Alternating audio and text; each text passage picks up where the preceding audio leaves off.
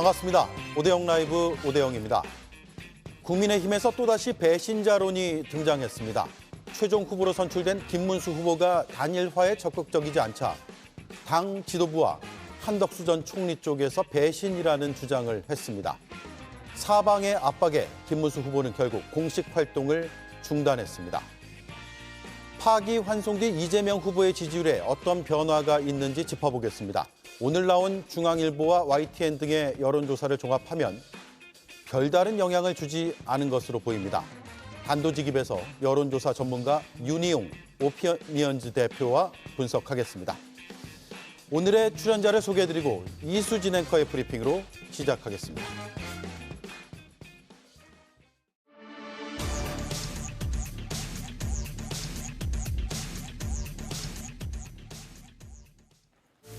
시간은 김문수의 편이다. 그래서일까요? 김 후보는 오늘 아침 단일화 회의에 불참하고 지역 일정을 시작했습니다. 김문수 대통령 내가 영광 살려주십시오! 대통령 되기 전에 좀 살려주시고.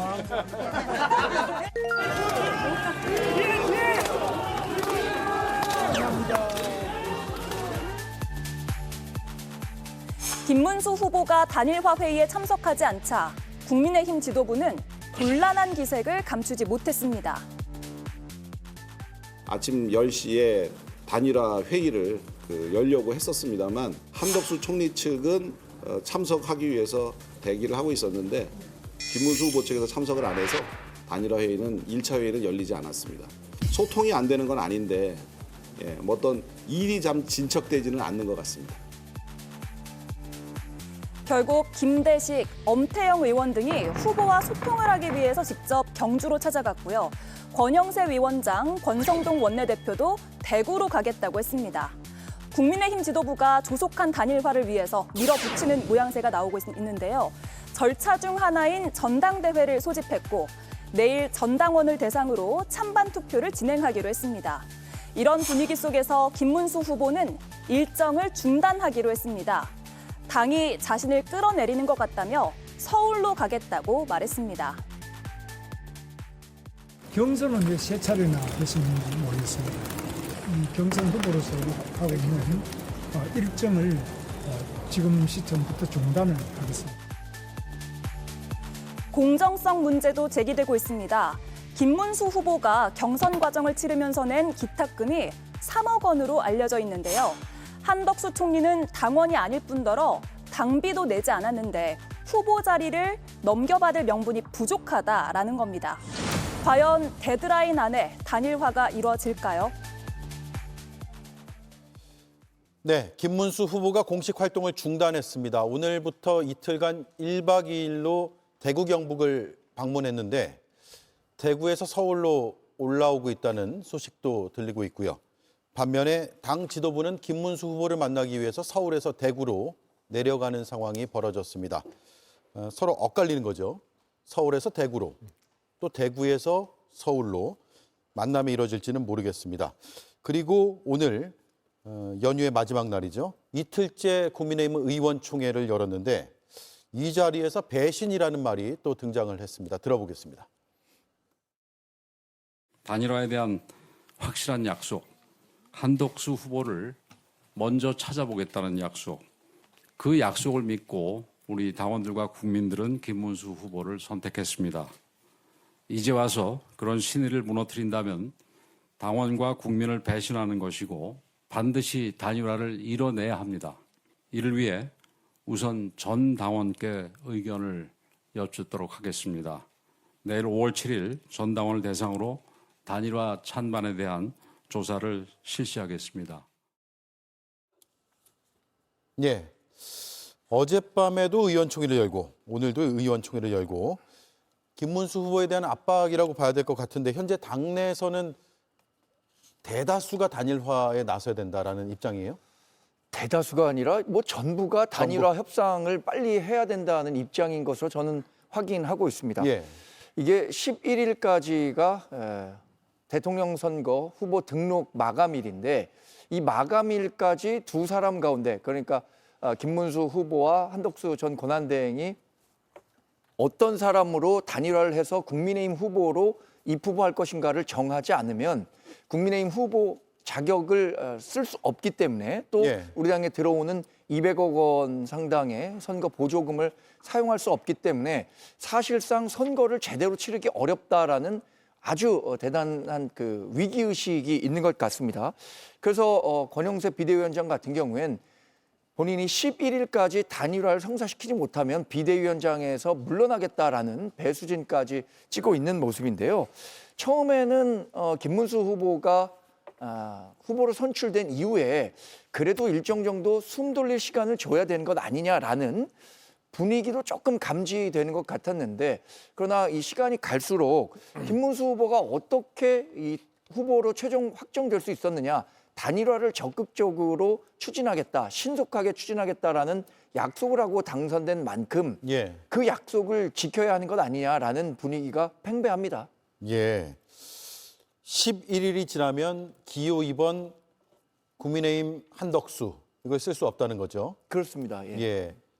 반면에 김문수 후보가 단일화 후보가 된다면 그냥 지금처럼 기호 2번 국민의힘 한덕수가 아니라 김문수. 네. 이렇게 쓸 수 있다는 것이고 그래서 11일까지가 데드라인이라고 우리가 표현을 하는 건데 지금 뭐 이걸 집안 싸움이라고 표현해야 될까요? 아니면 이런 경선은 처음 봐서 뭐라고 표현해야 됩니까? 아니 이제 불법 개헌과 내란으로 국민을 배신하더니 내부에서 여전히 자기네들끼리 서로 배신했다고 싸우고 있는 형국이어서 아예 당명도 그냥 배신의 힘으로 바꾸던지 해야 될 것 같아요. 그러니까 이제 싸움 구경이 아무리 재밌다고는 합니다만 이런 모습들 보니까 참 씁쓸하고요. 점입가경이다라는 생각부터 듭니다. 더군다나 그 12월 3일 이후로 국민들은 여전히 불안하고 아직도 뭔가 수습이 안 된 듯한 그런 불안과 공포에 쌓여 있는데 어서 예. 이 대선이 끝나고 새로운 세상이 좀 펼쳐졌으면 좋겠다라는 마음으로 기다리고 있는 와중인데 집권 여당이었던 정당이 공당으로서 보여서는 절대로 안 될 그런 모습을 지금 보이고 있는 거 아닙니까? 예. 말하자면 김문수 후보에게 산 넘고 물 건너 바다 건너서 여기까지 왔어요. 3억 내고. 그런데 오자마자 그거 네가 자력으로 얻은 표 아니야. 56%는 한독수하고 단일화를 얘기했기 때문에 당원들이 지지해 준 거야. 그러니까 내놔야 돼. 지금 이런 모습이잖아요. 예. 그러니까 한덕수 후보가 다급해 보이고 더 마음 급한 쪽은 한덕수 후보 아닙니까? 그러니까 이 목마른 사슴이 우물을 찾듯 그렇게 지금 한덕수 후보는 단일화 안 하면 이건 배신이다. 막 이런 얘기 하고 있는데 저는 후보를 그 김문수 후보 이야기대로 공당에서 3번의 경선을 거쳐서 여기까지 온 그렇게 탄생시킨 후보에 대해서 제껴두고 마치 한덕수 후보를 위해서 우물을 그냥 파줄 그럴 기세를 보이고 있는 거 아닙니까? 지도부가. 그러니까 그런 것 때문에 김문수 후보는 조금 마음에 상처가 좀 있었겠죠. 예상했던 일이지만 단일화를 하겠다고 본인이 주장했지만 그럼에도 불구하고 이렇게까지 일방적으로 몰아붙인다라는 생각을 하고 있는 것 같아요. 그러나 저희 입장에서 보면 국민의 관점에서 또 저희 민주당 관점에서 보면 아니 그럴 줄 몰랐던가 이렇게 묻고 싶은 거예요. 예.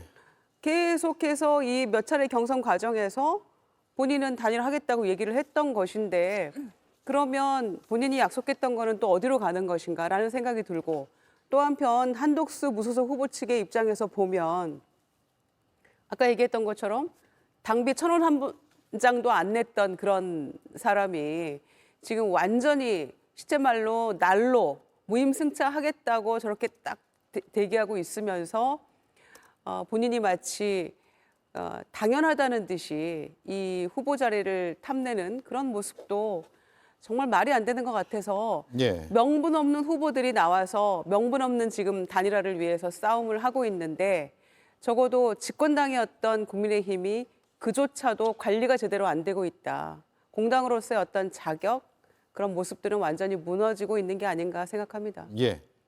국민의힘의 시도지사 협의회가 있습니다. 입장이 나왔는데요. 당장 김문수, 한덕수 두 후보가 만나야 된다라고 했고요.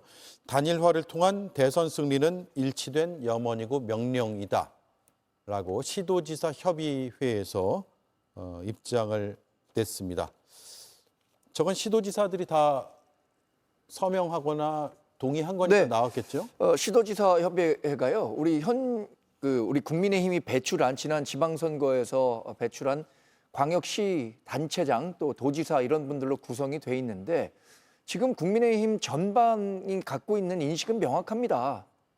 단일화 없이는 이재명 민주당 후보의 대통령 당선을 막을 수 없다. 이것은 뭐 지금 나타나는 모든 여론조사가 그렇게 말해주고 있고요. 예. 단일화가 빨리 이루어져야만 그나마 해볼 만한 싸움이 연출될 것이다라고 생각하고 있기 때문에 시도지사 협의회 소속분들이 그동안 중앙정치와 관련한 메시지들을 간혹 이렇게 내왔습니다. 그런데 그런 의지를 담아서 시도지사 협의회에서 의견을 낸 것으로 알고 있고요. 저는 결국에는 이게 정당 정치를 통해서 배출한 후보를 지켜야 하느냐 아니면 현실적으로 그 과정에서 일어난 당원들의 마음을 가치를 더해야 하느냐 이게 충돌하고 있다고 보거든요. 그렇다면 본인이 약속한 부분에 대해서는 약속을 어떤 식으로 이행할 건지에 대한 로드맵 정도는 지금 마련해 줘야 김문수 후보 측으로서도 명분 있는 싸움을 할 수 있지 않을까 이렇게 예상해 봅니다. 예. 윤희숙 여의도 연구원장은 페이스북에 오늘 글을 올렸는데요. 단일화를 할 마음이 없으면 김문수 후보는 후보 자격을 내려놓고 길을 비키십시오. 그간 거짓으로 당원을 기만해 경선을 통과한 것이니 마땅히 교체해야 합니다. 최종 후보가 선출되면 저런 이야기를 할 일이 없고 뭐랄까요? 정치권에서는 굉장히 이제 당 대표보다도 우선시하는 그런 상황이 벌어지는데 마땅히 교체해야 된다. 길을 비키라. 후보 자격 내려놔라. 이런 얘기까지 거칠게 나오고 있습니다. 김용남 의원님. 예. 11일까지 단일화가 될까요? 글쎄요. 근데 워낙 지금 그 단일화에 대한 요구가 당내에서 거세서 김문수 후보가 버티기도 쉽지 않은 상황입니다. 예를 들어서 어떤 그 선거운동 차원에서 어디 현장을 방문하면 이제 국민의힘 그 소속 의원들이 당원들 동원해서 뭐 피켓팅이라도 할 거거든요, 분명히. 그래서 수적으로 워낙 열세라 언제까지 버틸 수 있을지는 잘 모르겠습니다만 국민의힘은 사실 이런 적이 많았어요. 약간 이상한 당입니다. 그러니까 2021년 4월 달에 서울시장 보궐선거가 있었는데 그때 오세훈 후보가 당내 치열한 경선을 통해서 당의 최종 후보가 됐었어요. 근데 그때 국민의힘 중진 의원들은 대부분 다른 당의 안철수 후보 쪽에 가 있었습니다. 그러면서 안철수 후보로 단일화를 해야 된다는 주장들을 엄청 세게 했었습니다. 근데 오세훈 후보 측이 버티다가 결국에 오세훈 후보가 본선거에서는 뭐 어마어마하게 큰 표 차이로 당선이 됐었죠. 예. 지금 그 당 지도부뿐만 아니라 윤희숙 그 여의도 연구원장을 비롯해서 아니 자기 당 후보를 어떤 면에서는 지금 더불어민주당 쪽보다 더 미워하는 것 같아요. 예. 빨리 물러나라고 하고 잠시도 후보직에 있으면 안 되는 사람인 것처럼 말을 하는데 제가 지적하고 싶은 것은 이렇게 한덕수 후보와의 한덕수 후보가 출마 명분이 있는지는 잘 모르겠습니다만 단일화를 염두에 뒀었다면 경선 일정을 이렇게 짰으면 안 됩니다. 무슨 말씀이냐면 더불어민주당은 4월 27일 날 당의 최종 후보가 결정이 됐어요. 국민의힘은 일주일 더 늦게 결정이 됐습니다. 그러니까 지금 경선 일정이 끝나자마자 한덕수 후보한테 거의 양보해야 되는 기탁금 3억 내고 8강, 4강 결선까지 거치면서 당의 후보가 됐는데 당 후보 되자마자 자리 비켜줘야 되는 상황이 됐거든요. 단일화를 처음부터 염두에 뒀다면 적어도 일주일이나 열흘 먼저 경선 일정을 끝내고 당의 후보도 좀 당 후보로서 조금은 누리다가 뭐 단일화 경선을 하던 양보를 하던 할 수 있는 시간적 여유를 뒀었어야 되는데 제가 보기엔 국민의힘 지도부가 잘못 짰습니다. 일정부터. 예. 11일까지고 그 전에 일정 다시 한 번만 보겠습니다. 국민의힘이 생각하는 일정을 저희가 파악해서 그래프로 만들어봤는데요. 그래픽으로요. 오늘 단일화 찬반 투표, 내일입니다. 죄송합니다. 그리고 8일, 9일 이틀간 전국위원회를 열고 10일에 전당대회를 열어서 저기서 11일, 자꾸 제가 숫자를 틀립니다. 죄송합니다. 휴일에 일을 해서 11일 이틀 동안 전당대회를 하고 그리고 최종 단일 후보를 선출해서 공식 후보자 등록을 마감을 한다. 이런 일정이거든요. 자, 뭐 될 수밖에 없다는 입장이고 될 것 같다는, 왜냐하면 지금 여론이 그러니까. 뭐 어차피 예. 수적으로 워낙 열세라서 김문수 후보가 오래 버티기는 어려워 보이는데 이미 사실은 그 선거운동에 차질은 생겼어요. 예. 그러니까 5월 11일 선관위 후보 등록만 많이 말씀하시는데 사실은 선거 실무를 준비하다 보면 왜 우리가 선거 치르게 되면 각 집집마다 그 선거 홍보물이 들어가잖아요. 대통령 선거는 선거 홍보물이 2,400만 부가 넘습니다. 이 홍보물 찍어내는데도 어마어마한 시간이 걸려요. 그게 찍어서 좀 말려야 되거든요. 안 그러면 그 홍보물 책자가 다 붙어요, 이렇게. 그러네요. 그래서 사실은 내일부터는 인쇄에 들어가야 일정에 차질 없이 각 세대별로 선거 홍보물이 들어갈 수 있거든요. 근데 두 가지 버전으로 찍을 수는 없는 것이고요. 아니 돈이 어마어마하게 들어가죠. 그러면 예. 선거 홍보물 제작 비용이 2배를 써야 되는데요. 그리고 한덕수 후보는 지금 기호가 안 나와 있잖아요. 만약에 무소속으로 출마하게 된다면 선거 홍보물 인쇄를 들어갈 수가 없어요. 지금 자기 기호가 몇 번인지 모르기 때문에. 예. 지금 벌써 선거운동에 차질은 생겼어요. 네, 잠깐만요. 단일화를 민주당 계열의 정당도 여러 번 했었잖아요. 이번에 단일화 된다고 보세요? 그러니까 단일화라기보다는 저는 지금 상황에서는 김문수 후보에게 일방적으로 양보하라고 권유도 아니고 협박하고 있는 것 같아요. 그래서 지금 그 수적으로 상당히 밀리고 있기 때문에 어떻게든 되긴 되지 않을까. 그게 협박이든 뭐 자진해서 물러나건 어떤 방식으로든 아마 모양새는 갖추려고 할 텐데 그게 11일까지 될지는 잘 모르겠어요. 지금 이제 불과 한 4, 5일 남은 거잖아요. 오늘이 6일이니까. 그런데 그 사이에 내일 당원 찬반 투표하면 뭐 압도적으로 찬성하겠죠. 빨리 단일화해야 된다라고 나오겠습니다만은 김문수 후보로서는 본인이 뭐 해놓은 말은 있어도 굉장히 억울하겠죠. 뭐 이렇게 할 일이냐. 그리고 본인이 그래서 선대위 구성도 빨리 하고 당무 우선권도 나한테 있는 건데 보니까 유상범 의원이 무슨 단일화 추진본부 본부장이라는 거를 왜 그 단일화 추진본부장을 국민의힘 내부에서 이렇게 만들고 감투까지 주는 건지도 잘 이해는 못하겠어요. 그리고 한편 보면 지지율이 뭐 현격하게 차이가 나면 수긍을 하면서 빨리 아마 할 수도 있을 텐데 큰 차이가 없거든요. 한덕수 후보나 김문수 후보나. 그러니까 본인이 여기까지 온 것에 대한 더 억울함이 아마 있겠죠. 그래서 그런 상황이니까 되긴 될 텐데 11일 날 후보 등록 마감 때까지 이게 가능할까요? 그러면 이제 2번에 문제가 생기겠죠. 예. 11일 이후에 될 가능성도 있는데 일단 이건 단일화라고 보기는 어렵다. 기존에 우리가 상식적으로 알고 있는 그런 단일화가 아니라 일방적인 양보 요구일 것이다 라는 입장이고요. 어쨌든 단일화와 관련해서 우리 당원들이 강한 욕구를 갖고 있습니다. 그래서 내일 전당원 대상으로 당심과 관련한 투표를 진행해서 그걸 근거로 김문수 후보에게 이만큼 우리 당원들이 단일화를 강하게 요구하고 있다라는 근거로 제시하겠죠. 근데 그 부분과 관련해서는 김문수 후보가 제가 좀 뭐 김문수 후보에게 조금 온정적으로 얘기한다고 하더라도 어쨌든 어떤 식으로 단일화를 하겠다라는 정도의 로드맵은 분명히 보여줘야 된다고 생각합니다. 왜냐하면 그동안 그 김문수 후보가 결국에 결승에서 통과될 수 있었던 것은 누가 보더라도 한덕수 밖에 있는 권한대행과의 단일화를 신속하게 추진하겠다는 그 캐치프레이즈로 결국 한동훈 후보를 넘어설 수 있었던 건데 그 부분과 관련해서 당 후보가 되고 나니까 전혀 이런 반구의 메시지를 내지 않는 부분에 대해서는 당원들이 굉장히 좀 화가 날 수도 있는 부분이죠. 한동훈 후보가 만약에 후보가 됐다면 지금 똑같은 상황을 겪고 있을까요? 그렇죠. 아니면 다를까요?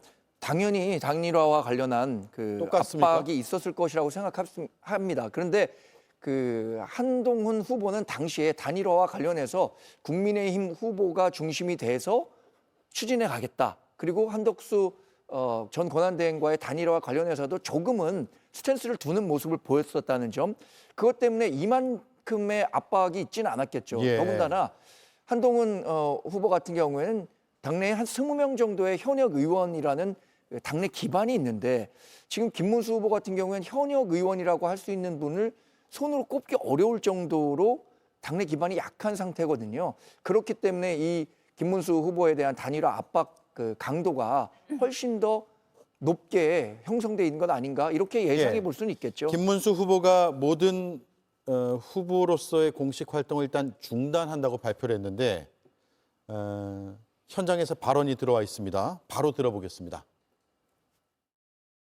국민의힘 후보로서 대선 승리를 위한 비전을 알리는데 온 힘을 쏟았습니다. 단일에 대한 일관된 의지도 분명하게 보여드렸고 지금 또 단일화에 대해서 한결같은 마음입니다. 하지만 당이 대선 후보에 대한 지원을 계속해 거부하고 있습니다. 당 지도부가 정당한 대통령 후보인 저를 강제로 끌어내리려는 시도라고 생각합니다. 경선은 왜 세 차례나 했었는지 모르겠습니다. 이 경선 후보로서 하고 있는 일정을 지금 시점부터 중단을 하겠습니다. 네, 김문수 후보가 이렇게 얘기를 하고 나서 자기는 이제 서울로 가겠다 이렇게 얘기를 했는데 문제는 박수민 원내대변인이 국회에서 이제 권영세 위원장과 권성동 원내대표가 김 후보를 만나기 위해서 현지로 출발을 했다 이렇게 말한 상황이어서 좀 엇갈리는 모양새가 됐거든요. 이거는 좀 어떻게 봐야 될까요? 이런 장면들을. 그러니까 김문수 후보는 공식적인 그 당 후보로서의 활동은 중단한다고 했는데 약간 그 함의를 따져보면 오히려 공식적인 활동을 중단하고 만약 칩거에 들어간다고 하면 만나기가 훨씬 어려워지겠죠. 그러니까 예. 지금 국힘의 뭐 초재선 의원 대표로 두 사람이 경주에 가서 만날 수 있었던 것도 공식적인 활동 현장에 찾아갔기 때문에 만나는 것인데 공식 활동을 중단하고 어디론가 칩거에 들어간다면 찾아내기가 어렵잖아요. 글쎄 김문수 후보가 그렇게 할지 아니면 서울로 올라와서 당 지도부와 뭐 밤 늦게라든지 아니면 내일 아침 일찍이라도 만날지는 모르겠습니다만 일단 하나 분명한 것은 김문수 후보가 5월 3일 날 당 후보로 선출된 직후에 좋았다가 그 이후엔 지금 마음이 많이 상한 것 같아요. 특히 당 지도부를 비롯한 당 소속 의원들의 행동들에 의해서 마음이 무척 많이 상한 것 같아서 단일화가 하더라도 이른바 어떤 시너지 효과가 나는 단일화 내지는 아름다운 단일화 모습은 연출되기가 좀 힘들어진 거 아닌가 이런 생각이 듭니다. 예, 한덕수 후보가 예비 후보죠. 예비 후보가 김종인 전 국민의힘 비상대책위원장과 면담을 끝내고 TK 지역을 유세 중인 김문수 국민의힘 후보를 만나기 위해서 대구로 출발한 것으로 알려졌다는 저희 JTBC에 지금 보도가 나가고 있고요. 그런데 일단 김문수 후보는 일정을 중단을 선언을 한 상태고요. 그리고 김문수 후보는 서울로 또 온다. 서울로 올라가서 남은 여러 가지 현안에 대해서 깊이 있는 대책을 마련하겠다고 밝혔기 때문에 서울로 올라올 것 같습니다. 한 예비 후보는 하행선을 탔고 김 후보는 상행선을 타서 만남이 있을 가능성이 별로 없어 보이는데 혹여라도 만나면 바로 속보로 전해드리도록 하죠. 이에 앞서서 오늘 오전에 관훈클럽 토론회가 있었습니다. 한덕수 전 총리 관련 질문에 대해서 이렇게 답을 했습니다. 한 번도 단일화가 실패할 거다라는 그러한 그 생각을 해본 적이 없습니다. 그것은 바로 국민들에 대한 큰 배신이고 배반이 될 거라고 생각하기 때문입니다. 지지 세력이 다르냐? 저는 지지 세력은 많이 다르다고 생각합니다. 제가 보니까 저를 지지하는 분들이 훨씬 많더라고요. 예, 한덕수 전 총리도 배신, 배반 이런 표현을 쓰네요. 뭐 윤석열식 표현을 빌자면 배신이라는 단어의 사전적 의미를 국어 사전을 좀 고쳐야 될 것 같네요. 예. 한덕수 후보가 저런 배신을 얘기하니까 내란 정권의 2인자로서 출마의 변에서도 사과 한마디가 끝내 없었는데 지금 누가 누구를 보고 배신을 얘기하는 것인지 정말 후한무치하다라는 말 외에는 뭐 떠오르지가 않고요. 그리고 내란 정권 2인자는 대선 출마한다고 지금 저렇게 얘기를 하고 있고 국민의힘 후보를 향해서 빨리 내놔라 이렇게 하고 있는 형국이잖아요. 그리고 내란 수계는 반려견 끌고 그냥 한강변을 활보하고 있고 이게 나라가 잘못돼도 단단히 잘못된 나라 아닙니까? 예. 근데 이런 상황에서 서로 지금 단일화를 외치면서 빨리 양보해라는 모습으로 비춰지는데 김문수 후보 그 아까 대구에서 잠시 서서 기자회견 할 때 양옆에 의원들이 저는 김문수 후보 캠프의 의원들인 줄 알았더니 초선 대표, 재선 대표 내려가서 단일화 빨리 해야 된다라고 하던 그 의원들이었다고 하더라고요. 예. 그러니까 거의 뭐 누가 보면 옆에 팔짱 끼고 서울로 압송인가요? 그런데 예. 4선 의원들도 나서서 중진들 기자회견하고 3선들도 또 나서서 기자회견하고 근데 그걸 향한 그 목소리는 전부 다 김문수 후보를 향해서 가고 있는 것 같아요. 그러니까 아무리 본인이 단일화 의지를 피력은 했지만 그래도 굉장히 내심으로 화가 나겠죠. 더군다나 그 캠프에는 다음번 지방선거나 총선이나 혹은 당권을 통해서 뭔가 자기의 정치적인 재기를 모색하려는 그런 정치인들도 상당수가 캠프에 포진이 돼 있기 때문에 아마 그분들의 의견과 입장이 있기 때문에 쉽사리 아마 후보직을 포기하기는 어려울 거예요. 예. 그런데 지금 일방적으로 왜 나한테만 단일화를 이야기하느냐라고 볼멘소리를 하고 있기 때문에 지금 서로 상행선, 하행선 엇갈리긴 했습니다마는 그냥 올라와서 11일까지 조금 잠적해 있다가 11일 저녁 때 마감 전에 후보 등록 쓱 해도 이거 방법 없잖아요. 예. 김문수 후보로서는 아마 본인이 후보가 되는 여러 가지 생각을 할 것 같아요. 왜냐하면 이분은 자유통일당도 갔다 오신 분인데 무슨 생각인들 못 하시겠어요? 예. 자, 상행선, 하행선 다시 한번 정리해 드릴게요. 일단 김문수 후보는 상행선을 탄 것으로 알려지고 있고 권영세 비대위원장과 권성동 원내대표가 오후 3시 50분 대구행 KTX에 올랐다가 서울에 온다는 소식을 듣고 약 20분 뒤에 발걸음을 돌렸다고 하고요. 또 한덕수 전 총리도 일단 대구로 내려가려고 했으나 서울로 올라간다는 소식을 듣고 잠깐 대기를 하고 있다는 소식도 지금 전해지고 있어서 정확하게 말씀드릴 수는 없으나 상행선은 맞는 것 같고 하행선은 가다 멈춘 것 같은 그런 상황인 것 같습니다. 예. 근데 지금 상황에서 저는 어쨌든 김문수 후보가 본인의 기득권을 분명히 주장할 수 있는 위치에 있다고 생각합니다. 예. 말씀하신 것처럼 3억 원이라는 기탁금 냈고 8강, 4강 결승을 거쳐서 혹독한 검증을 거친 후에 당의 후보가 결정됐으니까요. 그러면 그런 기득권을 인정받는 수준에서 본인이 생각하고 있는 단일화와 관련한 방식에 대해서라도 뭐 한덕수 전 권한대행이든 또는 당 지도부에든 어떤 식으로든 자신이 갖고 있는 계획을 얘기할 필요는 있다고 생각합니다. 그게 일정 정도 김문수 후보에게 유리하다고 하더라도 그것은 당 지도부나 한덕수 전 권한대행도 충분히 그 정도는 인정해줘야 하는 부분이라고 생각하거든요. 예. 그러니까 지금 상황에서는 김문수 후보가 일방적으로 이렇게 단일화를 피해 다니는 모습이 아니라 단일화를 나는 이렇게 생각한다라는 식으로 아이디어를 내야겠죠. 그런 부분이 중요하다고 생각하고요. 결국 그런 과정이 있어야 나중에 뭐 그게 100% 국민 경선이든 당신 민심 50%든 본인에게 유리한 선거 구도를 만들어갈 수 있지 않을까 저는 그렇게 생각해 봅니다. 네. 이 한덕수 전 총리가 관훈클럽 토론회에서 제가 보니까 저를 지지하는 분들이 훨씬 더 많다 이렇게 발언을 했는데 사실 오늘 나온 여론조사를 보면은 조금 애매하게 결과가 나온 것 같거든요.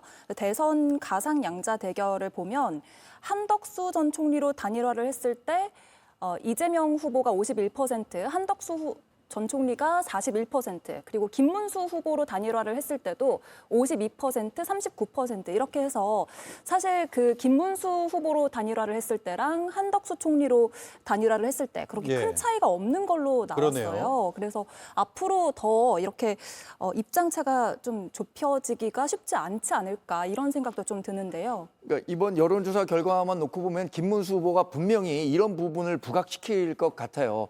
큰 차이도 없는데 왜 이렇게 단일화를 서두르냐 이런 그리고 논리가 내 지지율은 오르고 네, 있다. 이렇게 논리가 될 주장할 수 것 있죠. 같은데 이 외에 다른 여론조사 제가 수치는 말씀드리지 않겠습니다. 우리 당심과 국민의힘 또 무당층 그러니까 이 역선택 방지 조항이 적용된 예. 여론조사 결과만 놓고 본다면 조금 더 큰 차이를 보이는 여론조사도 있기 때문에 그 부분을 한덕수 권한대행은 얘기를 한 것 같고요.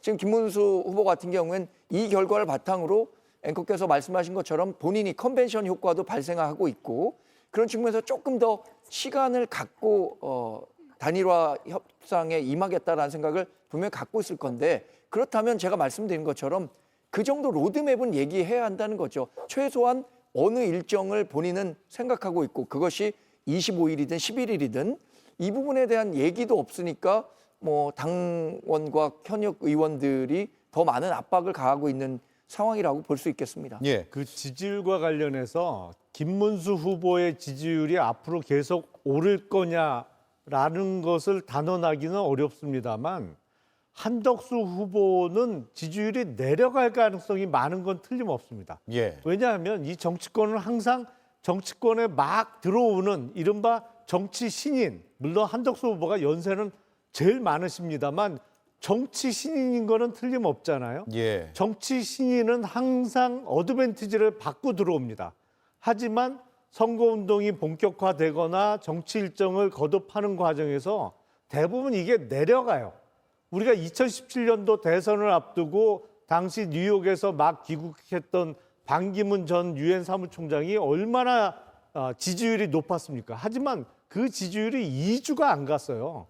한덕수 후보가 지금 국무총리를 막 사퇴하고 정치권에 첫 발을 디뎠기 때문에 지지율이 높을 가능성이 높은데 정작 선거운동 다니면서 이런저런 말실수를 비롯해서 정치 초보로서의 실망스러운 모습을 한두 번만 보여줘도 지금 여론조사에 잡히는 지지율보다 훨씬 내려갈 가능성이 높거든요. 예. 그러니까 김문수 후보는 시간은 내 편이라고 생각을 하는데 당 지도부가 네가 하루라도 빨리 양보 내지는 단일화 경선을 하든 빨리 정하려고 하니까 김문수 후보는 억울할 수밖에 없죠. 예. 단일화 효과가 있을까 이 부분이 궁금한데 통상 이제 단일화는 지지층이 좀 겹치지 않고 서로 다른 지지층의 지지를 받을 때 단일화를 하면 극대화되는 효과가 있는데 지금 두 후보는 거의 지지층이 겹친다고 보이는 거 아니에요? 그렇습니다. 그러니까 탄핵에 반대했던 두 후보가 서로 지금 내가 우위에 있다, 내가 더 나은 후보다라고 얘기하고 있는 게 저희는 참 저희로서는 독인 개긴 이렇게 보이거든요. 그 사람이 그 사람 같은데 무슨 명분을 가지고 이렇게 서로 다투고 있는지도 참 황당하고요. 또 두 사람이 단일화를 했을 때 국민의힘에서 원하는 만큼의 어떤 시너지 효과가 나올 것인가 예. 별로 아닌 것 같아요. 그러려면 이미 한덕수 내가 출마한다라고 선언하고 했을 때 이미 그 여론조사를 통해서 효과가 나와야지 맞는 것인데 김문수 후보하고 방금 봤듯이 별 차이가 없잖아요. 그러니까 서로 버티고 있는 것이기도 합니다만은 바로 그 이유 때문에 김문수 후보가 상대적으로 뭐 어마어마하게 현격하게 우위를 보이고 있는 것도 아니고 그런 상황인데 왜 나보고만 일방적으로 라는 생각을 안 할 수가 없는 거죠. 그래서 내부에서 그냥 저렇게 올라가고 내려가고 하는 것도 그렇고 그 정도도 서로 지금 그 사전에 정보 교류가 안 됐다는 얘기 아닙니까? 그러니까 그냥 자중질환이 일어나는 것 같고 우왕좌왕하고 있는 것 같습니다. 예. 자, 이 대선이 늘 지나고 나면은 왜 더 검증을 못했느냐, 또 왜 토론을 더 많이 못했느냐, 또 미래 전략이라든가 미래 공약 이런 것들을 왜 꼼꼼히 따져보지 못했느냐라는 그런 자조와 비판들이 계속 이어지고 있는데 지금 TK행 열차를 탔냐 안 탔냐가 지금 중요한 상황이 됐다는 것은 굉장히 씁쓸한 일인 것 같긴 하네요. 자, 그래픽 두 개 보여드리겠습니다. 5월 11일 그리고 5월 25일입니다. 자, 두 가지의 그래픽이 있는데 첫 번째 단일화 데드라인 5월 11일 대선 후보 마감일입니다. 그 전에 단일화가 돼서 한덕수 후보가 된다면 국민의힘의 후보 기호 2번을 쓸 수 있고 국민의힘의 선거 자금도 지원을 받을 수가 있죠. 네. 당일날 바로 이제 입당해가지고 하는 것이죠. 그런데 단일화에 실패한다라고 하면서 출마를 하게 되면 무소속 후보가 되고 선거 자금을 스스로 다 감당을 해야 되는 그런 상황이 됩니다. 자, 다음 장이요. 5월 25일입니다. 이날은 대선 투표용지가 인쇄되는 날인데 후보 등록 이후에 그리고 5월 25일 전에 단일화가 된다고 하면 예를 들어서 한덕수 후보가 단일화 후보가 됐다라고 하면 김문수 후보 옆에는 사퇴가 찍히게 되는 것이고요. 근데 25일 이후에 단일화가 되면 사퇴도 찍히지가 않습니다. 그러니까 사표가 생길 수 있는 거예요. 당의 후보 혹은 무소속 후보인 줄 알고 찍는 경우가 발생할 수 있기 때문에 사표가 꽤 발생할 수 있다. 따라서 5월 25일 전이냐 후냐가 굉장히 중요한 상황이고 제가 한덕수 전 총리가 후보가 되는 걸 가정해서 말씀드렸지만 김문수 후보가 되는 경우는 당연히 지금이나 마찬가지로 국민의힘의 기호 2번 쓸 수 있고요. 당의 선거자금 지원 받을 수 있죠. 그리고 선거 투표용지와 관련해서도 지금 말씀드린 대로 그런 내용이 찍히고 그리고 25일 이전이면 한덕수 무소속 후보 사퇴 이런 게 찍히게 된다. 이 말씀이 성립이 된다는 점 말씀을 드리고요. 예, 단일화 여기까지 할까요? 더 하실 말씀 있으면은 더 해주셔도 되고요. 네, 여기까지 하겠습니다. 자, 다음 이슈 민주당 소식입니다. 이수진 앵커가 브리핑하겠습니다.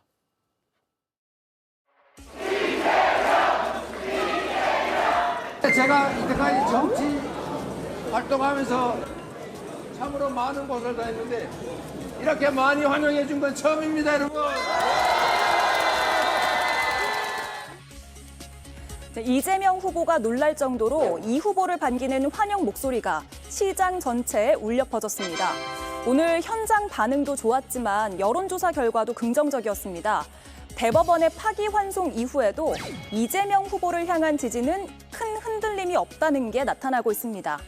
중앙일보 의뢰로 지난 3일과 4일에 진행한 한국갤럽 조사를 보면 가상 3자 대결에서 이재명 후보의 지지율은 49%를 나타냈습니다. 김문수, 한덕수, 그 누가 단일 후보가 되더라도 큰 차이가 없었습니다. 이런 가운데 국회에서도 대법원에 대한 의혹 제기가 이어지고 있습니다. 국민의힘은 지난 3월 27일 해당 사건의 파기 재판을 최초로 주장했습니다. 이어 3월 31일과 4월 10일 대법원에는 파기 재판 검토 의견서와 파기 재판 청원서가 차례로 제출되었습니다. 대법원이 파기 재판을 염두에 두고 내란 세력의 요구에 응답하려 했던 것 아닙니까? 혹은 조희대 대법원장이 파기 재판을 요구했으나 다른 대법관들이 그것만은 안 된다고 거부했던 것 아닙니까? 본격적으로 선거운동이 시작된 후 재판 절차를 진행하는 건 위헌, 위법하다고 주장하기도 했습니다. 5월 15일은 본격적인 선거운동 기간입니다. 선거운동이 시작되면 어떤 후보라도 균등한 기회가 보장되어야 한다는 것이 헌법의 정신입니다. 헌법 제116조 1항에는 선거운동은 균등한 기회가 주어져야 한다. 이렇게 명문으로 규정하고 있습니다. 이재명 후보는 가끔 불의한 세력에 불의한 기도가 성공하기도 하지만 우리는 결코 지지 않는다며 승리를 다짐했습니다. 예, 민주당이 법원을 향해서 오늘도 선거운동 기간 중에는 공판을 개시하지 말라라고 강하게 비판을 했고요. 이것은 선거 개입이라고 규정을 했습니다. 대선 이후로 공판 기일을 미루라라고 촉구와 주장도 했는데 그럴 필요가 있다, 과도하다 의견이 갈릴 것 같습니다. 김유정 의원님.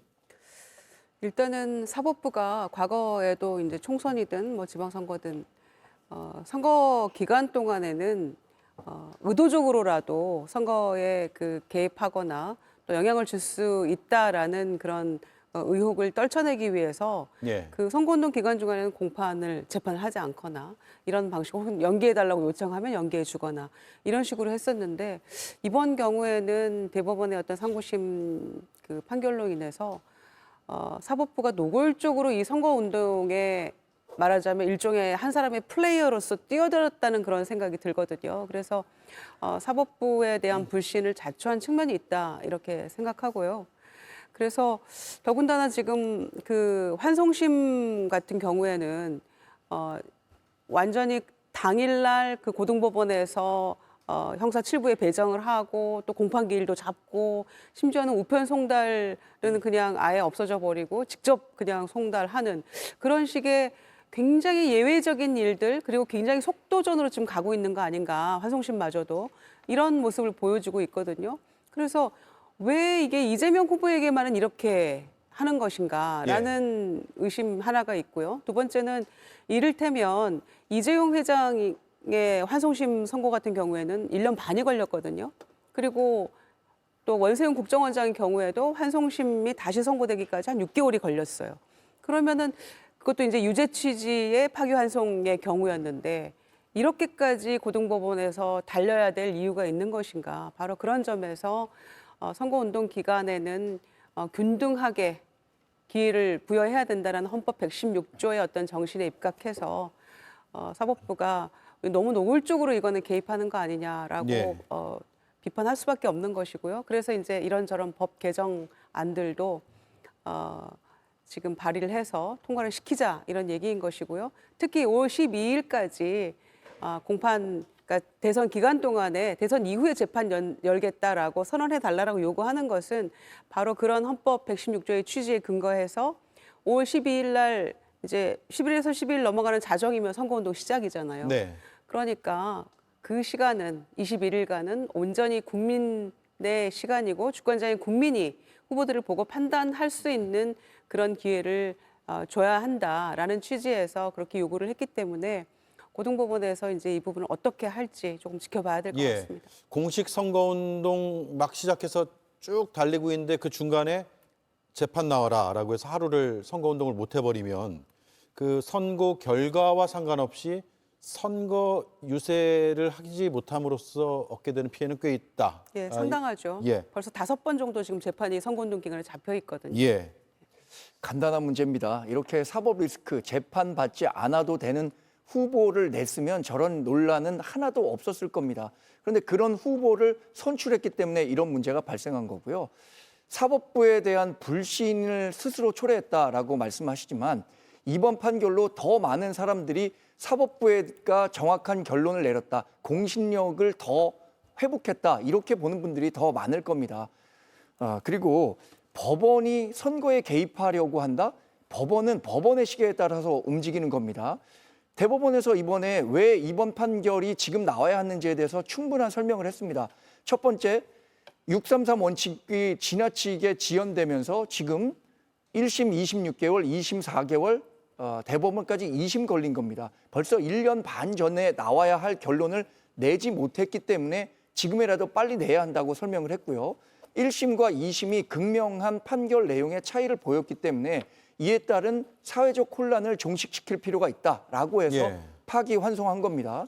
저는 고등법원이 분명하게 대법원의 취지를 받아들여서 5월 15일 날 공판이 1차 잡혔는데 이 부분에 대해서 오히려 연기를 요청한다거나 지금 이재명 후보가 갖고 있는 사법적 리스크, 선거법 조항을 없앤다든가 아니면 대통령이 당선되면 재판이 자동 중지된다. 이런 조항들을 만들려고 하는 것 자체가 오히려 정치적 공세고 국민들로부터는 더 외면받는 일이 될 것이라고 생각하기 때문에 지금 민주당 이재명 후보가 할 일은 재판을 충실히 받는 겁니다. 그러면 다른 의혹도 말끔히 해소하고 자신이 무죄라고 주장하고 있으니까요. 그런 부분에 대해서 더 신경을 써야 하는 시기라고 생각합니다. 아니, 대법원의 상고심 그 판결에서 반대 의견을 냈던 두 분 대법관의 입장이 오히려 판결문 전체에서 비중이 더 크잖아요. 그분들의 입장을 보면 정치적 표현의 자유, 또 허위사실 유포는 가급적 그거에 대한 처벌을 조금 줄이는 방향으로 가야 된다라는 그런 의견들이랄지, 그리고 충분한 토론과 어떤 수기의 그 시간이 부족했다랄지 이런 얘기들을 하고 있잖아요. 그러니까 그 부분에 오히려 굉장히 동의하는 그런 국민들이 더 많다는 사실에 대해서 말씀드리고 싶고요. 그런 점에서 허위사실 유포와 관련해서는 표현의 자유라는 측면에서 진작부터 이 부분에 조금 더 입은 풀고 돈은 묻고 그 취지에 상당히 반하는 그런 처벌이 있는 거 아니냐라는 측면에서 논의가 되었던 것이고요. 그래서 차제에 대법에서 뭔가 좀 정확한 기준을 세워줄 줄 알았더니, 왜냐, 1심과 2심이 정반대였고 그다음에 전원합의체 회부된 지 9일 만에 뭔가 판결을 내리겠다고 했기 때문에 차제에 명확하게 이 허위사실 유포 이 부분에 대한 것들을 조금 정치적 표현의 자유에 힘을 실어주는 그런 결론을 내릴 것인가 보다라고 생각했죠. 왜냐, 완전히 반대로 뒤집히는 결론을 내려면은 그 대법원 내규도 지키지 않고 전원합의체 한 달에 한 번 적어도 그런 수기 시간이 없이 바로 판결을 내리겠다고 했기 때문에 항소심대로 가는 모양이다라고 많은 분들이 생각했는데 정반대 결론이 나왔기 때문에 이거는 다분히 의도가 있는 건 아니냐. 왜 이렇게까지 서둘러서 완전히 항소심과 뒤집는 결론을 내리는 것이냐라고 모두가 놀란 거 아닙니까? 아마 국민의힘에서도 조진 의원 같은 그 분은 뭐 파기자판 얘기도 했습니다만은 다수의 보수적인 어떤 그 법조인들도 이렇게까지 그 판결 나올 줄은 몰랐고 상고 기각에 대부분의 힘을 실었거든요. 바로 이런 측면에서 이거는 다분히 정치적 개입이라고밖에 볼 수 없는 것이고, 민주당으로서는 이렇게 노골적으로 사법부가 개입을 하겠다라는 그런 의중을 보였기 때문에 당에서 할 수 있는 모든 것들은 다 만반의 준비를 할 수밖에 없는 것이죠. 예, 김용남 의원 보시기에는 대법원이 대선에 개입하고 있다고 보세요? 아니에요? 그리고 두 번째는 고등법원에서 선거가 아니라 공판 기일을 변경을 해줄까요? 안 해줄까요? 일단 그 선거 개입, 대법원의 파기환송 선고가 아주 이례적으로 빨리 난 거는 틀림없습니다. 그렇게 빨리 파기환송하는 선고가 이루어질 거는 예상을 거의 못했는데요.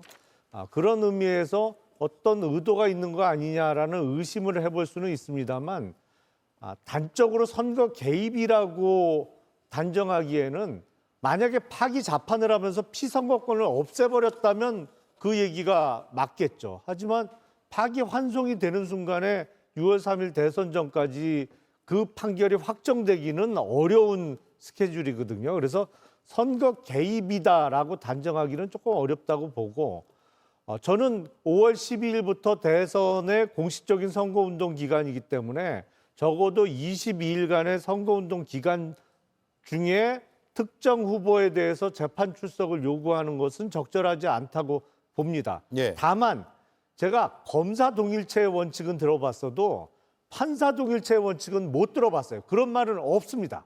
무슨 말씀을 드리는 거냐면, 지금 이재명 후보와 관련해서 5개 정도의 사건이 지금 진행되고 있는데, 대선 선거운동 기간 중에 공판기일을 변경해달라고 하는 신청은 각 재판부에게 제출해서 변경을 얻어내야 되는 거지, 더불어민주당이 당 차원에서 대법원 차원에서 일괄적으로 선거운동 기간 동안에는 재판 안 하겠다는 걸 선언해라, 이렇게 요구할 수는 없는 거예요. 예. 아니, 대법원장도 개별 재판부에 대해서 그런 지시를 할 수는 없습니다. 그런 지시를 하면 큰일 나는 거죠, 그거는. 예. 그렇기 때문에 저는 지금 벌어지고 있는 일들이 다 원칙과는 맞지 않는다. 저는 개별 재판부에 대해서 선거운동을 이유로 공판기일을 선거운동 기간 이후로 바꿔달라고 요청하면 충분히 받아들여질 수 있는 사안이라고 생각을 하고, 이거를 대법원장이나 대법관들의 탄핵과 결부시켜서 얘기하는 것은 적절하지 않다고 생각합니다. 예. 자, 이재명 후보는 독립운동가죠. 조봉암 선생의 사법살인을 언급했고, 또 김대중 전 대통령의 내란 음모죄 사형 선고 또 언급을 했습니다. 들어보겠습니다. 조봉암 사법살인 됐지요. 김대중은 왜 아무한 일도 없이 내란 음모죄로 사형을 받습니까? 죽은 사람도 있고 산 사람도 있습니다. 그러나 우리는 이번에는 반드시 살아서 반드시 새로운 나라를 만들어 갑시다, 여러분. 결코 지지 않습니다. 네, 당초에는 좀 분리해서 이 후보는 민생 투어에 집중을 하고 선대위에서 사법부에 대응하는 걸로 그렇게 전략이 짜여 있었던 걸로 이해를 했는데 오늘 이렇게 후보가 좀 적극적으로 발언을 했어요. 이게 전략이 좀 수정됐다고 봐야 할까요, 이건? 오늘 이제 이석연 공동선대위원장도 기자회견 통해서 지금 이 뭐 대법원 관련, 그다음에 파기환송심 관련해서 기자회견 했습니다마는 저는 이제 그 후보는 당에게 이제 맡긴다라는 취지로 이제 엊그제 초반에는 그렇게 얘기를 했습니다마는 지금 경청 투어 중에 강원도 뭐 그다음에 TK 쪽 또 경기도 쪽 계속 돌고 시민들을 만나고 있는 와중인데 지금 이 관련된 얘기가 안 나올 수는 없는 거거든요. 그리고 후보님 뭐 살아야 합니다. 죽지 마세요. 뭐 이런 얘기들도 이제 그 경청 투어 중에 많은 분들이 얘기도 하시고 하니까 예. 그 와중에 이 얘기를 안 할 수는 없는 거. 언제까지 그 부분은 뭐 제가 할 얘기는 아니고 당에서 다 할 겁니다. 이렇게 할 수는 없는 거잖아요. 그러니까 그 상황에 대해서 아마 설명하는 그리고 또 함께 이겨내자라는 뭐 그런 취지의 연설도 하고 하는 것 같아요. 당연히 응당해야 될 것 같아요. 저는 왜냐하면은 후보 본인에 관한 문제이기도 하고 또 당에 관한 문제이기도 합니다만은 그보다는 대한민국의 명운이 걸린 문제이기도 하고 또 다수의 유권자가 이재명 후보의 지금 보십시오. 지난 대선 그리고 이 윤석열 정권 몇 년 동안 내내 걸쳐서 왔었던 그런 재판과 그 결론에도 불구하고 지금 이런 지지율을 유지하고 있는 거잖아요. 그러니까 소위 사람들이 얘기하는 그런 리스크들이 다 반영된 결과가 아까 이수지 앵커가 말씀하셨던 그런 여론조사의 결과들이기 때문에 네. 유권자들이 시민들이 물어보고 하면 후보로서는 응당 거기에 대한 본인의 입장을 얘기하는 게 맞다라고 생각합니다. 예. 네, 이석연 민주당 공동선대위원장은 대법원이 상고 이유서 기한을 보장할 것이다 이렇게 예측을 했었는데 정광재 의원님하고 이제 김유정 위원님께 여쭤볼게요. 이게 대선 전에 확정 판결은 좀 나오기 어렵다고 봐야 할지 아니면 나올 수도 있다고 보시는지 좀 궁금한데요. 저는 대법원 확정 판결은 나오기 어려울 것으로 예상합니다만 고등법원에서의 파기환송심 결과 이것은 당연히 나올 것으로 예상합니다. 5월 15일에 공판기일이 잡혔고 고등법원에선 한두 차례만 해도 그 선고가 분명히 가능하기 때문에 예. 그럼에도 불구하고 이재명 후보가 대법원 확정 판결이 이루어지지 않았기 때문에 본인의 피선거권은 박탈되지 않았다라는 것을 이유로 계속 대선에 뛰겠죠. 그러면 만약에 이재명 후보가 정말 대통령으로 당선된다면 대법원이 결국에는 확정 판결을 할 것이냐 하지 않을 것이냐의 문제로 귀결될 가능성이 큰데 저는 뭐 대법원은 그런 정치적인 사안보다는 본인들이 갖고 있는 법리와 헌법 해석 이 부분에 충실해서 판결을 다시 내릴 거고 어쩌면 우리나라는 정말로 대통령 보궐선거를 1년에 2번 치러야 하는 상황에 직면할 수도 있다 이렇게 예상해 봅니다. 6월 3일 그 대통령 선거일 이전에 이 공직선거법 위반 사건이 확정되는 것은 아예 불가능합니다. 불가능해요? 법률적으로. 예. 왜냐하면 서울고등법원 재판부에서 만약에 피고인인 이재명 후보의 출석 없이 선고를 하려고 하더라도 2회 이상의 불출석이 필요하거든요. 그러니까 5월 15일 날은 뭐 공판기일의 변경을 받아주지 않더라도 선고할 수 없습니다. 그러니까 아무리 빨리 선고하더라도 고등법원의 선고 이후에 7일 이내에 상고를 제기할 수가 있고 그리고 상고장이 접수돼서 기록이 대법원에 올라간 이후에 20일 이내에 상고한 측의 상고 이유서를 기다려줘야 되기 때문에 6월 3일 전에 확정시키는 건 아예 불가능한 일이고요. 물론 대법원의 파기환송 선고가 예상보다 훨씬 빠르게 이례적으로 빨리 나왔기 때문에 불안해하시는 분들이 많습니다만 빠른 대법원 파기환송 선고가 법률에 위배된 거는 아닙니다. 예. 근데 관례에는 맞지 않았던 건 틀림없죠. 하지만 6월 3일 전에 확정은 법률적으로 불가능해요. 이거는. 예, 아예 불가능하다 예. 법률적으로. 딱 선을 그어 주셨네요. 네, 거의 이하 동문이고요. 사법부가 절차적 정당성을 확보해서 법대로 절차대로만 한다면 이제 28일 남았거든요. 예. 대선이. 그 전에 뭔가 결과가 나오기는 어렵다고 생각하고요.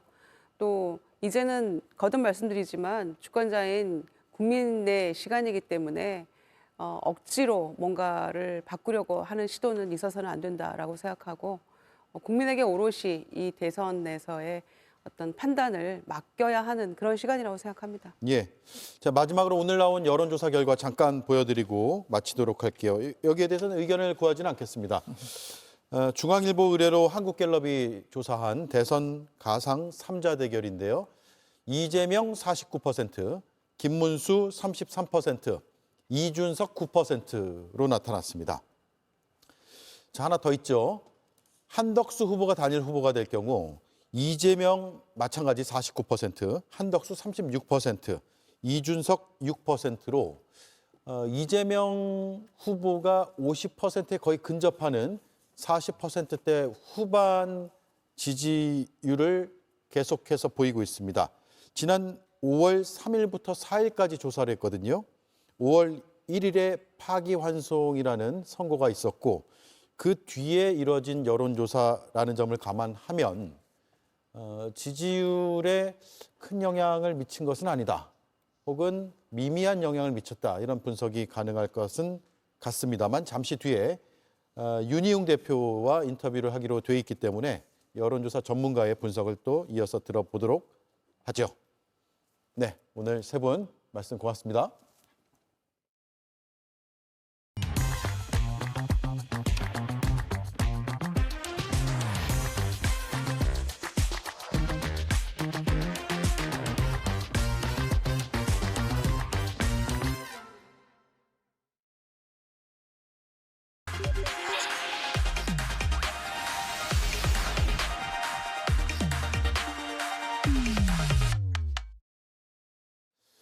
네, 오대영 라이브의 간판 코너 단도직입을 시작하겠습니다. 대선이 오늘로 28일 앞으로 다가왔습니다.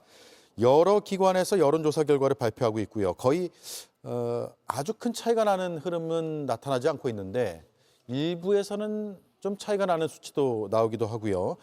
지금 민심의 흐름이 어떨까를 읽어보는 시간을 마련했습니다. 여론조사 전문가 윤희웅 오피니언즈 대표 나와 있습니다. 어서 오세요. 네, 안녕하십니까. 예, 오대영 라이브에 오랜만에 오셨습니다. 네. 예, 오늘 나온 엠브레인 퍼블릭 여론조사 결과부터 볼까요? 국민의힘 후보 단일화를 일단 고려하지 않고 후보들을 쭉 나열해서 차기 대통령으로 누가 가장 적합하냐를 물었을 때 이재명 후보가 45%로 압도적으로 1위가 나왔고 한덕수 18, 김문수 12, 이준석 4, 그리고 없다 15, 모름 무응답이 4%가 나왔습니다. 일단 조사 날짜를 보면 5월 4일에서 5일이니까 파기환송 선고 영향을 그러니까 선거 뒤에 나온 거니까 네. 영향을 받았는지 여부는 이제 윤 대표님이 분석을 해주시고 네. 그 사안 이슈가 반영된 수치죠. 네네, 그렇죠.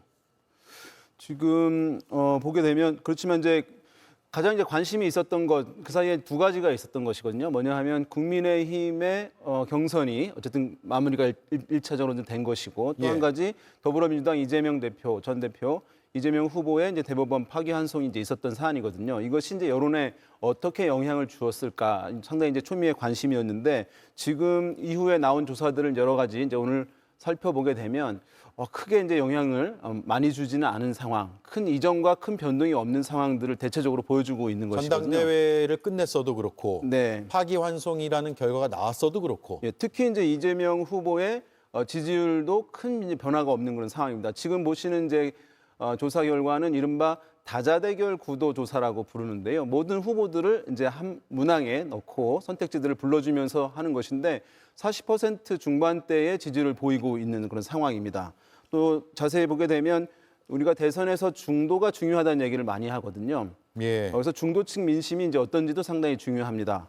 이 조사에서 중도층에서만 살펴볼 경우에는 이재명 후보가 50%를 얻고 있습니다. 중도층만 딱 떼어서요. 네, 지금 나오고 나가네요. 있죠. 그러니까 전체 평균 지지율보다 더 높은 중도에서의 지지율을 보이고 있는 것이니까 예. 사실 중도에서도 영향을 잘 받지 않고 있다고 보는 것이 이제 맞습니다. 예. 총선과 지방선거는 투표율이 한 60% 정도 됩니다. 그것은 이제 양당의 고정 지지층이 투표에 나가서 선거를 치른다는 것이거든요. 그런데 대선 같은 경우는 투표율이 80% 육박합니다. 70% 이제 후반대 되잖아요. 네. 그거는 이제 양당의 고정 지지층 외에 중도층이 투표장에 대거 많이 나간다는 것이고, 그러면 중도층이 승패의 키를 쥐고 있다는 것인데요. 그래서 이제 대선은 중도층을 놓고 하는 캠페인이라고 이제 보시면 되는데, 거기서 이제 영향이 지금 크지 않은데, 아마도 이제 이 사안 같은 경우는 이재명 후보의 이른바 사법 이슈와 관련한 사안은 이제 어제 오늘 새롭게 부상한 것이 아니라 아주 오랫동안 사실은 있어 왔던 이슈이기 때문에 네. 이것이 새로운 이슈로서 유권자들에게, 대중에게 반영되지 않은 그런 측면들이 있다고 할 수 있겠고, 또 한 가지는 이런 선거에서의 이제 여론조사에서의 지지율 변화라는 것은 어떤 한 후보에게 문제가 있다 하더라도 그것의 반대쪽에 있는 후보들이 정상적으로 캠페인을 벌이고 대등한 관계로 이루어지면서 그 흔들리는 지지율을 흡수할 수 있는 그 조건이 형성되어 있을 때 이 변동이라는 것이 좀 일어날 가능성이 높습니다. 예. 근데 그렇지 않은 경우에 지금 보게 되면 국민의힘 경선이 끝나긴 했지만 외부에 있는 후보와 단일화 논의 이런 것들이 아직 정비되지 않은 그런 상황이어서 이재명 후보에게 어떠한 사법 이슈 관련한 이슈가 발생했지만 그것이 이제 국민의힘 후보로서 그것이 영향을 좀 크게 할 수 있고 실제 발생할 수 있도록까지 나아가지는 못하고 있는 그런 상황인 것 같습니다. 예. 사법 이슈는 이미 반영이 다 돼 있다. 상당 부분, 네. 상당 부분 다 반영이 돼 있을 것으로 분석을 하시는 거고요. 그래서 이번에 뭐 파기환송을 한다고 해서 굳이 갑자기 지지를 철회하거나 네. 다른 후보에게 옮기거나 뭐 이렇지는 않는다라는 말씀으로 보면 되겠네요. 3자 대결도 한번 보겠습니다. 가상 3자 대결. 역시 YTN의 의뢰로 엠브레인 퍼블릭에서 조사한 결과인데요. 50%에 가까운 수치가 나왔어요. 47% 이재명, 네. 한덕수 34, 이준석 6. 그리고 김문수 후보일 경우에는 48, 29, 8 이렇게 나왔습니다. 이 구도가 앞으로도 이어질 거로 보세요?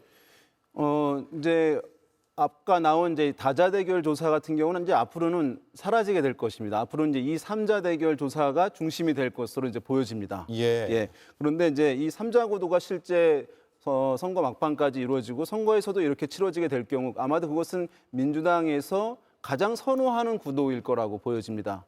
왜냐하면 이 경우에는 이제 가장 이제 안정적인 승리 또는 안정적인 우세를 민주당 후보가 가져갈 수 있기 때문인데요. 예. 지금 세 번째 보시게 되면 지지율 수치가 그렇게 높지는 않습니다만 예. 이준석 후보의 지지율이 6%, 8% 나옵니다. 어떤 것들은 이제 다른 조사들에서는 뭐 두 자릿수 가깝게 나오는 경우들도 이제 있습니다. 그러니까 이준석 후보가 지지율이 아주 높지는 않지만 20대, 30대 남성 등 중심으로 해서 고정 지지층들이 존재하고 있는 그런 상황입니다. 예. 그러니까 이른바 배타적 지지층을 보유하고 있는 그런 상황이기 때문에 그런데 이준석 후보의 특성이 진보 후보라기보다는 보수적 색채가 좀 있는 인물로 받아들여지고 있는 측면이고 예. 또 20대, 30대 이제 남성들 같은 경우에는 이제 보수 정당에 대한 친화도가 원래 높았던 이제 그룹이거든요.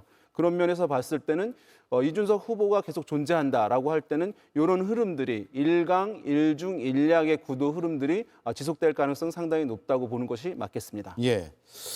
오는 15일에 파기환송심 1차 공판이 예정돼 있는데 뭐 민주당은 길 밀어달라 이렇게 촉구를 하고 있고요. 네. 이재명 후보 역시도 출석하지는 않을 것으로 전망이 되는데 고등법원의 재판이 다시 시작이 된다면 역시나 큰 영향이 안 될 것으로 보시는 거예요? 일단은 어쨌든 이제 이슈가 되고 뭐 국민의힘 쪽에서는 이제 이것을 최대한 부각하려고 할 것이라고 보이는데요. 아까 말씀드린 대로 전체 구도의 변화를 상당히 크게 가져온다고 보기는 쉽지 않아 보이는 불확실한 측면이 있습니다만은 그럼에도 불구하고 이것이 국민의힘에게는 좀 긍정적인 효과는 있을 거라고 보입니다. 왜냐하면 아까 보인 그래프들에서 보면 국민의힘 후보들 같은 경우에는 국민의힘에 가지고 있는 정당 지지율보다도 낮은 후보의 그 지지율을 보이고 있습니다. 예. 대개 정당 지지율이라고 하는 것은 그 정당을 대표해서 후보가 나온다고 전제했을 경우에는 그 후보의 지지율은 정당 지지율 이상을 얻는 것이 일반적입니다. 과거에 이제 많은 조사들에서 선거를 앞둔 조사들에서 확인될 수 있었던 상황인데요. 지금은 이제 그렇지 않은 상황입니다. 이것은 무슨 얘기냐 하면 여전히 국민의힘의 지지층들, 원래의 지지층들이 있었는데 이 탄핵 국면 거치게 되면서 국민의힘 후보에 대한 지지 표출이 상당 부분 제약되는 사람들이 많이 있다는 것입니다. 예. 그런데 반대쪽에 있는 이재명 후보에 대한 이 사법 이슈가 다시 한번 좀 불거지게 될 경우에는 어쨌든 국민의힘의 지지층이었지만 국민의힘 후보를 지지한다고 하지 않고 있는 여전히 않고 있는 유권자들에게는 국민의힘 후보를 지지하게 하는 효과는 있을 것이라고 보기 때문에 그런 측면에서는 뭐 일정 부분 국민의힘 후보에게는 상당히 이제 긍정적인 효과가 있다고 보는 게 맞겠습니다. 국민의힘 지지층에는 어느 정도의 이제 결집 효과는 나타날 수 있는 거네요. 그렇습니다. 외부 요인으로 인한 결집. 그렇죠. 예. 자, 부동층 얘기를 한번 해보겠습니다. 네. 전화 면접을 통해서 한 이제 한국갤럽 여론조사 가상 양자 대결 결과를 보겠습니다. 여기에서는 이 후보가 한덕수, 김문수 누구와 맞붙어도 50%가 넘는 것으로 나타났거든요. 양자 대결. 사실 이준석 후보가 있기 때문에 양자 대결로 펼쳐지지 않을 가능성이 훨씬 크지만 혹여라도 지금 뭐 한덕수 후보도 그렇고요. 김문수 후보도 이른바 반명 빅텐트를 치자라고 해서 단일화를 주장하고 있기 때문에 그게 이루어진다고 가정을 했을 때 이재명 51, 한덕수 41% 이렇게 나오거든요. 50%가 넘는 것은 어떻게 봐야 되고 특히 숫자를 합쳐보면은 거의 이제 90%가 훌쩍 넘는 그런 수치가 나오기 때문에 부동층 혹은 모름 무응답 이렇게 응답자 그 비율이 좀 줄었다 이렇게 볼 수도 있을 것 같아요. 그 여론조사에서 어떠한 후보의 지지율이 비록 양자 대결이라 하더라도 50%를 넘는 경우는 흔한 경우는 아닙니다. 예. 왜냐하면 여론조사에서는 아까 말씀하신 이른바 모름 무응답 비율들이 항상 존재하기 때문입니다. 예. 그래서 실제 선거에서는 모름 무응답이 없습니다. 그러니까 물론 이제 약간의 무효표가 있지만 대부분 이제 유효표가 되는 것이거든요. 그래서 이제 어떤 후보가 양자 대결로 치러졌을 경우에는 최종 득표율이 50% 넘는 경우들이 있지만 그 이전에 치러지는 이 사전 여론조사에서는 모름 무응답 비율이 있기 때문에 50% 넘기 힘든데 지금 50%가 넘게 이제 이재명 후보 나온다는 것은 그 자체로 사실은 상당히 이제 높은 지지율을 보이고 있다는 것을 이제 의미합니다. 1차적으로 일각에서는 뭐 확장성 얘기를 하는 측면이 있습니다. 그래서 이재명 후보에 대해서 비토하는 층의 그 강도는 매우 강할지 모르겠습니다만은 수치만 놓고 봤을 때 다자 대결에서 40% 중반대, 양자 대결에서 50%를 넘는 지지율을 보이고 있다는 것은 수치만 놓고 봤을 때는 확장성이 문제가 있다라고 얘기하기에는 사실은 이제 좀 미흡한 측면들, 사실과 좀 다른 측면이 있다고 말씀드리고 또 한 가지는 지금 어떤 변동이 있게 되려면 부동층 비율이 일정 부분 이제 존재해야 되는 것이거든요. 그럼 여기는 조사 방식에 따라서 다르긴 하지만 이 사람 면접원이 실시되는 전화 면접 조사 같은 경우에는 그래도 한 20% 정도의 부동층이 있어야 아직 모름 무응답 비율이 있어야 이후에 변동 가능성이 상당히 높겠다라고 하는 인식을 갖게 되는데요. 지금 조사 같은 경우에 보게 되면 그런 방식입니다만은 10% 남짓 정도의 이제 부동층 모름 무응답 비율이 존재하고 있는 것입니다. 그거 상당히 사실은 지금 시기적으로는 짧았지만 아직 갓 시작한 대선 국면이라는 점을 감안하면 그 비율 자체가 그렇게 높지 않은 그런 측면이 있습니다. 그래서 이런 측면도 앞으로의 어떤 변동성이 물론 있겠습니다만 변동성의 폭을 좀 제약하는 요인으로 작용할 가능성도 배제할 수 없어 보입니다. 다시 한번 그래프 좀 띄워주세요. 대선 가상 양자 대결. 이재명 51, 한덕수 41, 합치면 92%잖아요. 네. 그러니까 응답을 양쪽 어느 쪽이든 하지 않은 응답자가 한 8% 정도 된다고 보면 되고요. 그 옆에는 이재명 52, 김문수 39인데 더하면 91%가 되기 때문에 9% 정도가 지금 우리가 얘기하는 부동층 정도로 표현하면 되는데 범보수를 다 끌어모았다고 가정했을 때도 10%포인트 정도 차이가 나고 그리고 10% 미만의 부동층이 존재하는 것으로 나타나기 때문에 큰 변화를 예상하기는 어렵다.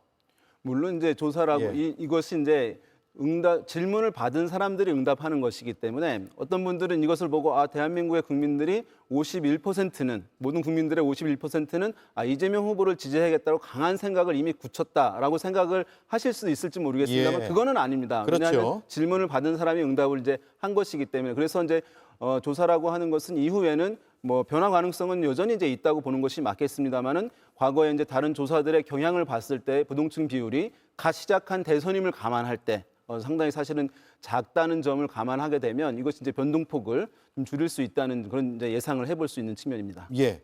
자, 이번엔 추이를 한번 볼게요. 가상 3자 대결 추이인데 4월 23일에서 24일 조사한 것은 이재명 49, 한덕수 29, 이준석 7 이렇게 나왔습니다.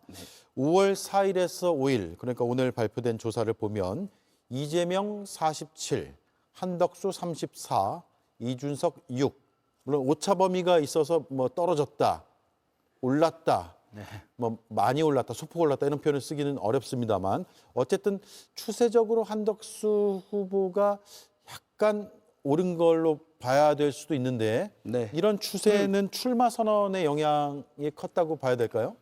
일단 모든 여론에서는 주목을 받으면 후보들의 이제 지지율이 올라가게 돼 있습니다. 예. 왜냐하면 뭐 관심을 얻고 그것이 이제 호감을 갖고 지지로 이제 변동되기 때문에 주목을 받게 되면 이제 영향을 받는 것이죠. 대체로 이제 긍정적인 영향을 받는데 출마 선언에 주목하면서 주목도 높아진 측면도 있었겠고 국민의힘의 경선이 사실 있었습니다만은 그 출마한 후보들 간의 경쟁인 측면도 있었지만 사실은 막판 4명에서 이제 2명에서 이제 1명을 뽑는 그 과정에서는 외부에 있는 한덕수 전 총리와 누가 더 그 단일화를 적극적으로 할 것인가. 그러니까 한덕수 전 대행에 대해서 기본으로 상정을 해놓고 출마를 상정해놓고 사실 경선이 치러진 측면이었기 때문에 국민의힘 경선 기간 내내 한덕수 전 총리가 주목을 받은 측면이 있습니다. 이제 이런 것들이 이어져 오게 되면서 한덕수 대행에 대해서 좀 더 지지율이 높아지고 보수층들이 좀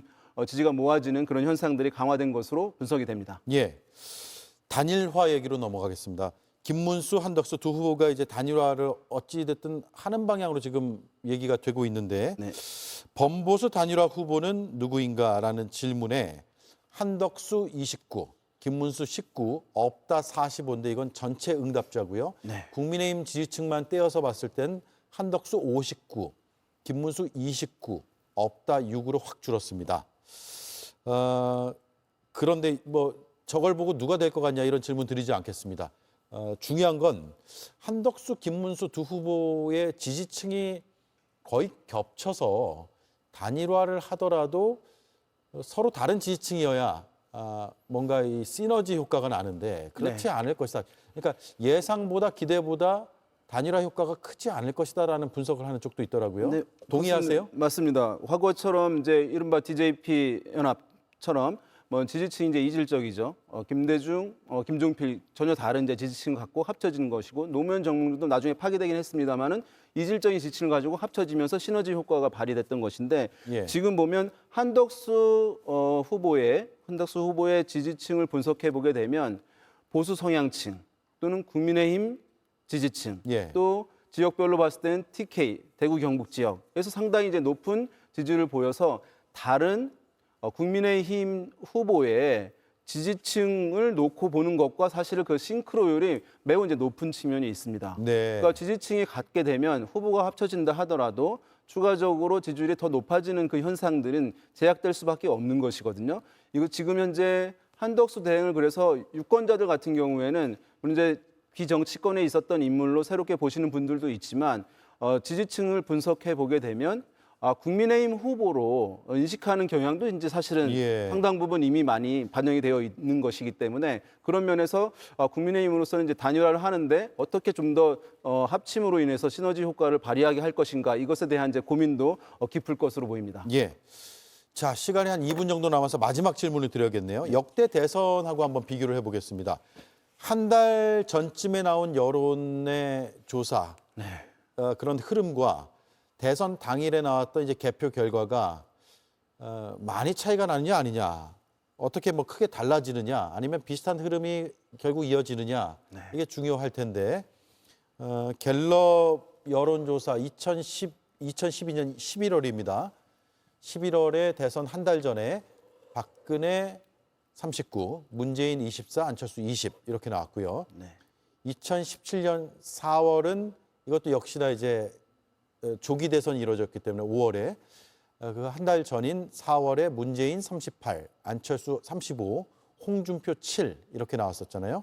2022년 2월 윤석열 37, 이재명 36, 안철수 13. 저는 이제 뭐 대선 결과를 다 외우진 못합니다만 흐름상으로 보면 거의 비슷하게 나오지 않았나 한 달 전의 지지율이 라는 생각이 드는데 어떻게 판단하세요?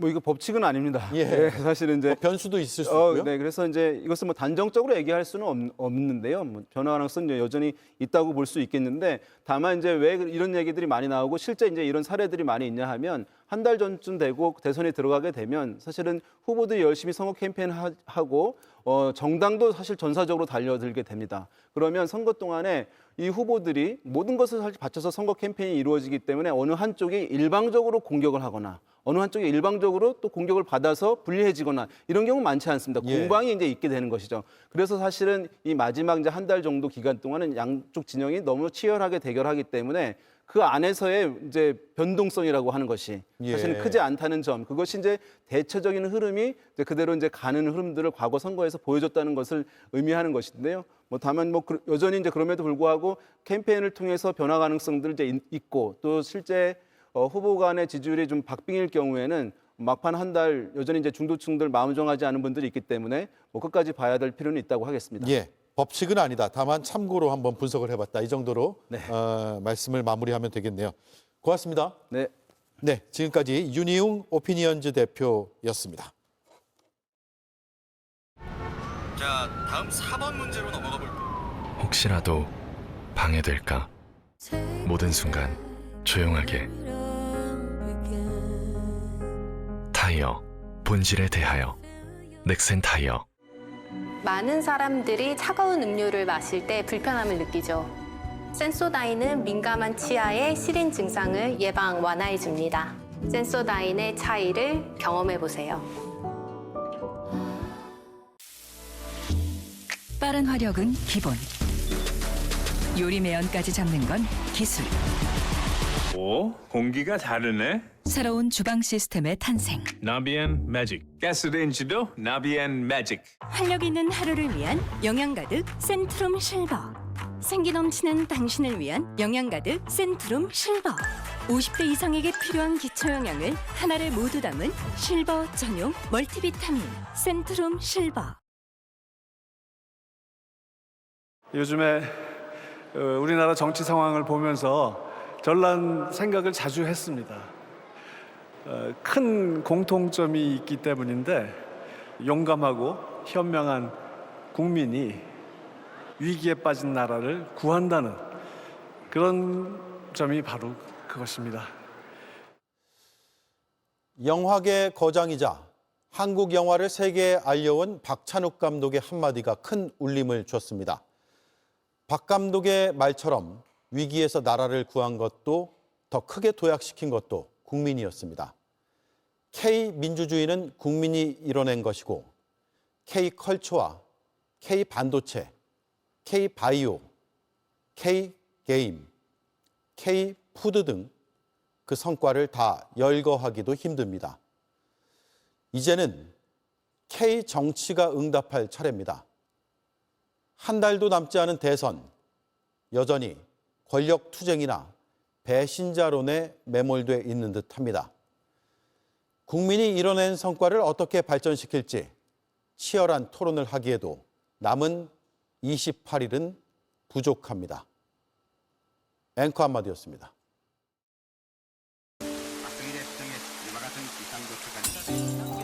역사의 길목 굽이굽이 돌 때마다 어깨동무 풀지 않고 조금씩 더 위대해진 나라가 있다. 흔들린 적 없어 위대한 것이 아니라